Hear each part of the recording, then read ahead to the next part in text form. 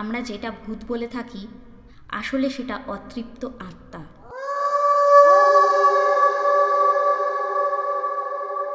এমনই এক অতৃপ্ত আত্মার গল্প নিয়ে চলে এসেছি তোমাদের কাছে। আজকের গল্প পশ্চিমবঙ্গের একটি রেল স্টেশনকে নিয়ে।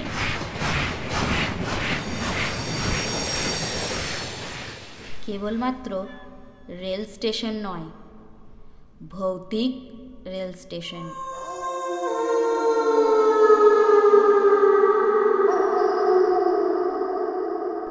বেগুনকোদর। বেগুনকোদর রেল স্টেশন এই নামটার সাথে তোমরা অনেকেই পরিচিত,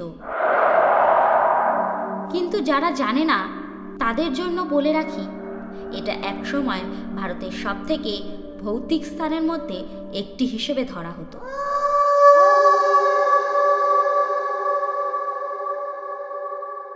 তাহলে চলো শুরু করা যাক আজকের গল্প, বেগুনকোদর রেল স্টেশন।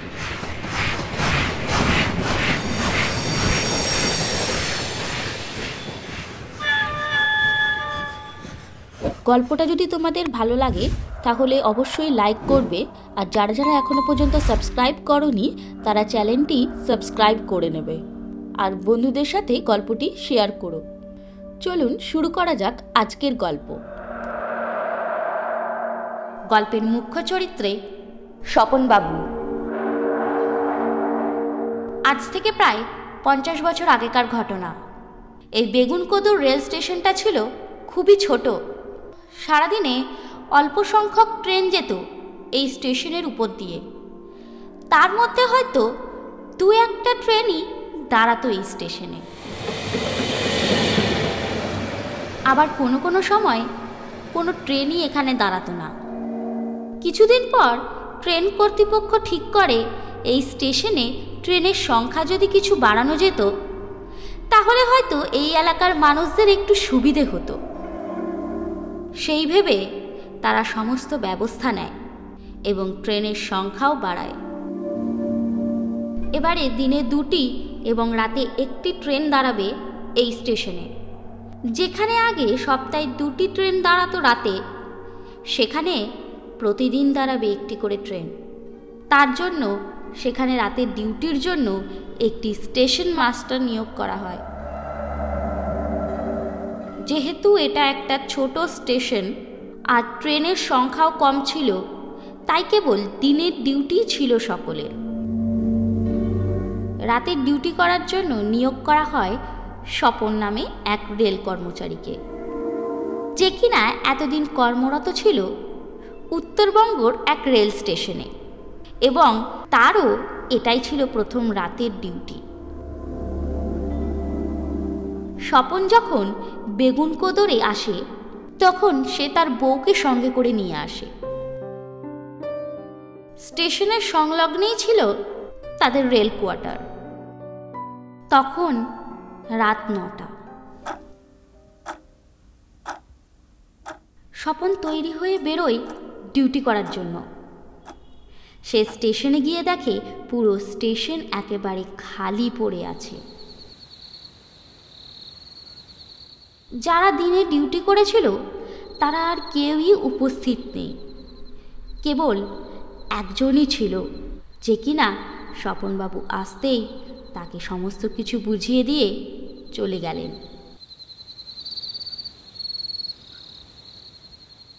এখন স্বপনবাবু পুরো একা। এই স্টেশনে কেউ নেই আর তার সাথে। চারিদিকটা ফাঁকা। তখন ঘড়িতে রাত 10টা বাজে। স্বপনবাবু নিজের চেয়ারে বসেছিল। তখন হঠাৎ পায়ের শব্দ হয়। কেউ যেন প্ল্যাটফর্মে হাঁটছে। স্টেশনটা এতটাই ফাঁকা ছিল যে সেই পায়ের শব্দটা চারিদিকে ছড়াচ্ছিল। স্বপনবাবু নিজের চেয়ার ছেড়ে উঠে দাঁড়ায়। তখন তিনি দেখেন একটি লোক তার দিকে এগিয়ে আসছে। স্বপনবাবু লোকটা এমনিতেই সাহসী ছিলেন, কিন্তু এই রকম শান্ত থমথমে পরিবেশে তার কাজ করার অভ্যাস না থাকার ফলে সে ভিতর থেকে একটু ভয় পায়। সেই লোকটা স্বপনবাবুর একেবারে কাছে এসে যায় এবং সে বলে, স্যার, আমার নাম দেবু, আমি আপনার জুনিয়র।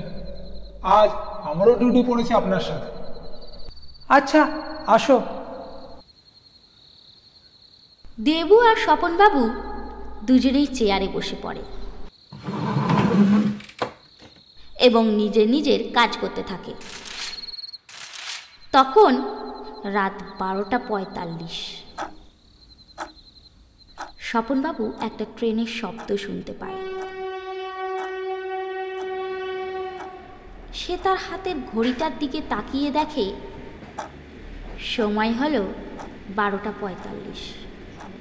12:10 ট্রেনটা মনে আসছে, সময় থেকে অনেকটাই দেরিতে চলছে।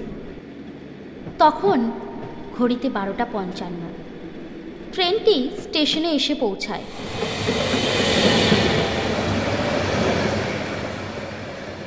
পাঁচ মিনিট দাঁড়িয়ে আবার ট্রেনটি চলতে শুরু করে।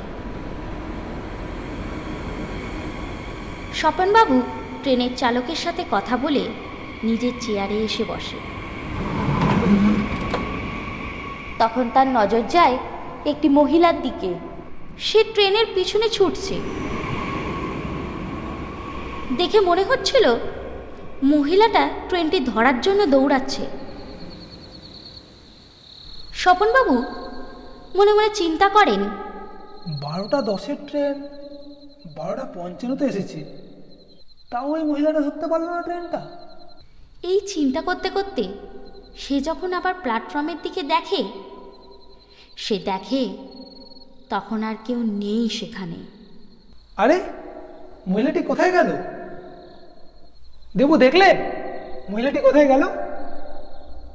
দেবু, দেবু।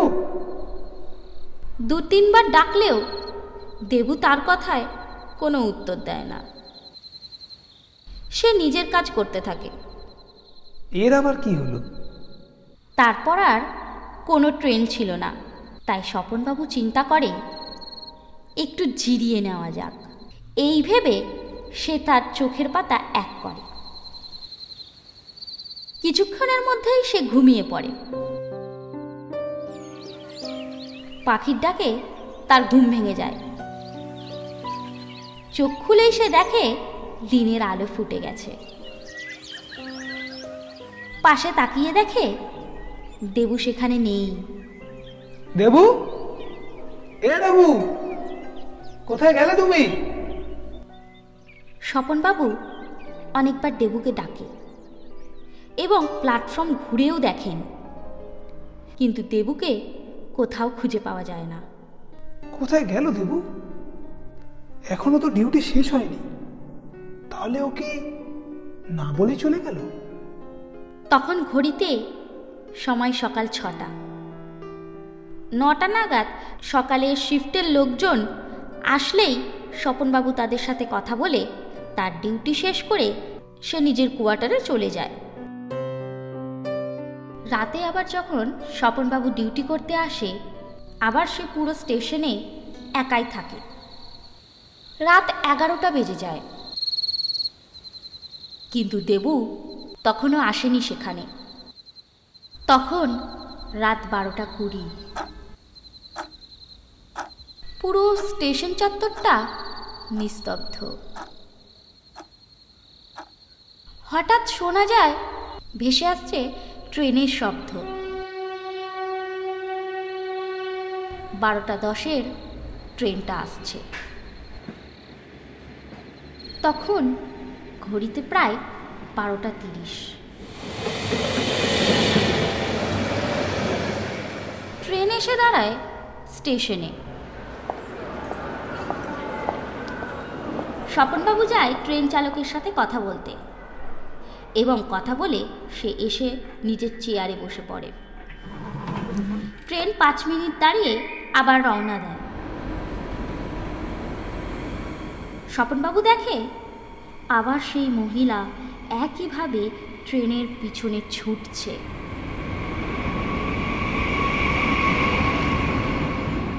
এবারে সে তার চোখ সরায়নি ওই মহিলাটার থেকে। স্বপনবাবু দেখে ট্রেনটি আস্তে আস্তে জোরে চলতে শুরু করে। সেই মহিলাটিও ট্রেনটির সাথে পাল্লা দিয়ে ততটাই জোরে চলা শুরু করে। কিছুক্ষণ পর যখন ট্রেনটি তার গতিবেগ নেওয়া শুরু করে, তখন ওই মহিলাটিও ট্রেনের গতিবেগের সাথে ততটাই জোরে ছোটা শুরু করে। স্বপনবাবু তার নিজের চোখকে বিশ্বাস করতে পারছিল না। সে তার চোখের পাতা দুবার ডলে নেয়। তারপরেও সে দেখে সেই মহিলাটি ট্রেনের গতিতে ট্রেনের সাথেই ছুটছে। এইভাবে প্রায় 2-3 দিন কেটে যায়। স্বপনবাবুর সাথে প্রতিদিনই এই ঘটনাগুলি ঘটতে থাকে। স্বপনবাবু এই করাত ধরে একাই স্টেশনে ডিউটি করছিল। দেবুর কিন্তু কোনো খোঁজ পাওয়া যায়নি এই কদিনের মধ্যে। একদিন স্বপনবাবু তার রাতের ডিউটি সেরে সকাল পর্যন্ত থাকে এবং তার সিনিয়র সকালে কাজে এলে তাকে সমস্ত কথা খুলে জানায়। কি বলছো স্বপন? এরকম আবার হয় নাকি? হ্যাঁ স্যার, আমিও প্রথমে বিশ্বাস করতে পারছিলাম না, কিন্তু বিগত 4-5 দিন ধরে একই ঘটনা ঘটছে আমার সাথে। এই ঘটনাটা ঘটে রাত 12:10 ট্রেনটার সাথেই।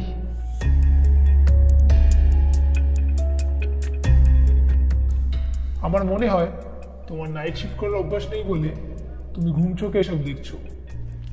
তুমি এক কাজ করো, বাড়িতে গিয়ে সারাদিন বিশ্রাম নাও, তারপরে রাতে কাজে এসো, তাহলেই তোমার আর কোনো অসুবিধা হবে না।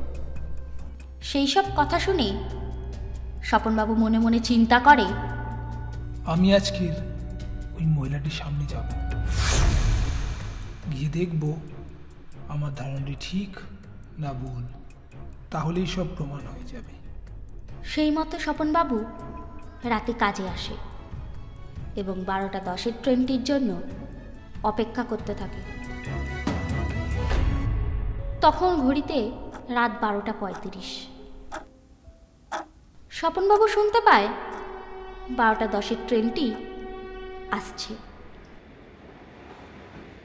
সে তার চেয়ার ছেড়ে প্ল্যাটফর্মে এসে দাঁড়ায়। ঘড়িতে তখন 12:45।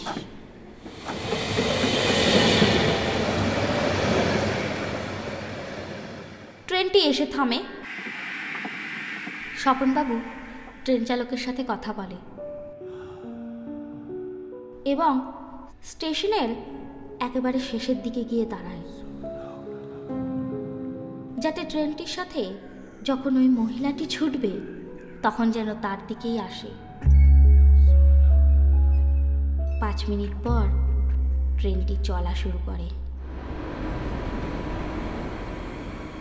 স্বপনবাবু দূর থেকে দেখতে পায় সেই মহিলাটি প্ল্যাটফর্মের শুরুতে দাঁড়িয়ে আছে এবং ট্রেনটার যত স্পিড বাড়তে থাকে সেই মহিলাটিও ততই স্পিডে প্রথমে হাঁটে এবং পরে দৌড়াতে শুরু করে। কিছুক্ষণের মধ্যেই ট্রেন ও সেই মহিলাটি প্ল্যাটফর্মের অর্ধেকের বেশি দূরত্ব পূরণ করে ফেলে। স্বপনবাবু তখন ওই মহিলাটিকে দেখতে পাচ্ছিল এবং ভয়ে সে চিন্তা করতে থাকে কেন সে এখানে দাঁড়িয়ে আছে। এতদিন সে এই মহিলাটিকে দেখছেন পিছন দিয়ে এবং তার মাথায় ঘোমটা দেওয়া অবস্থায়, তাই সে বুঝতে পারেনি। কিন্তু এখন সে সামনে থেকে দেখছে। স্বপনবাবু দেখে যে মহিলাটি তার দিকে দৌড়ে আসছে তার দেহে মাথা নেই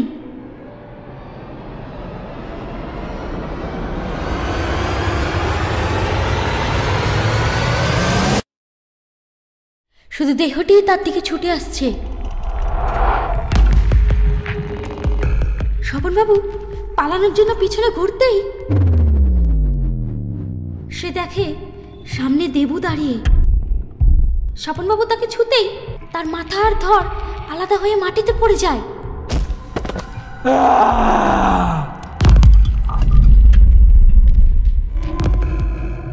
স্বপনবাবু যে দেবুকে দেখছিল সে আজ থেকে 5 বছর আগেই মারা গেছিল।